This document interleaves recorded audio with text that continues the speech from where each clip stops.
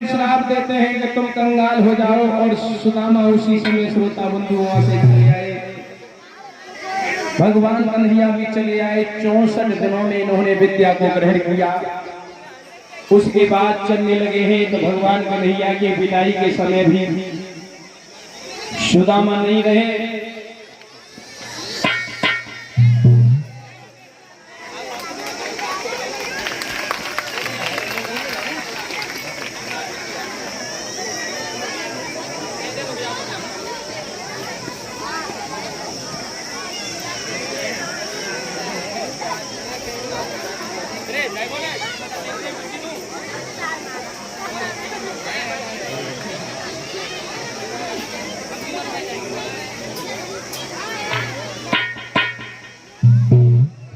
और देखिए, ये पगड़ी पहना करके हमें दोनों भाई सम्मानित कर रहे हैं, और कुछ इनों का गुप्तदान है।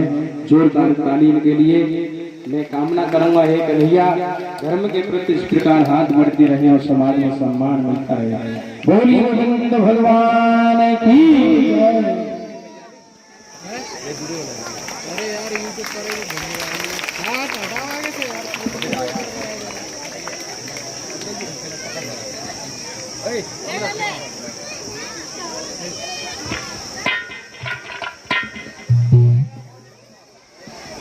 और देखिए, ये भैया अमन यादव नगला प्रताप से ये नोटों का हाथ डाल करके मुझे सम्मानित कर रहे हैं। बहुत बहुत धन्यवाद जोरदार ताली के लिए।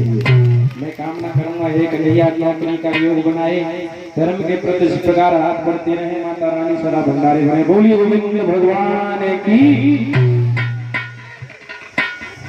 अब तो श्रोता बंधु उसी समय सुदामा जी और कन्हैया ने 64 दिन में विद्या को ग्रहण किया।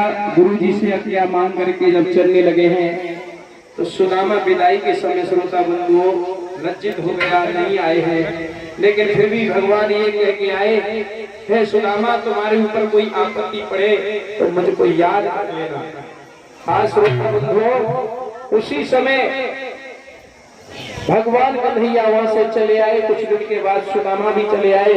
लेकिन सुदामा का विवाह गर्गाचार्य की कन्या सुशीला के साथ हुआ। लेकिन दिन प्रतिदिन सुदामा पर गरीबी आने लगी। 4 पुत्र हैं। एक दिन की बात, बागनी बैठी हुई पैर दबा रही है, और सुदामा जी का ध्यान भगवान कन्हैया की तरफ पहुंच गया, और एकदम से रोने लगे हैं। तो भागनी पूछने लगी, महाराज क्यों रो रहे हो, क्या कारण है?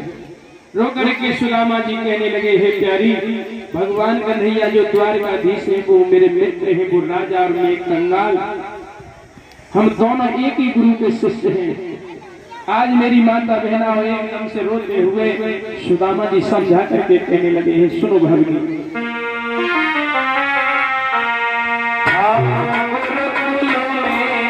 जब बड़े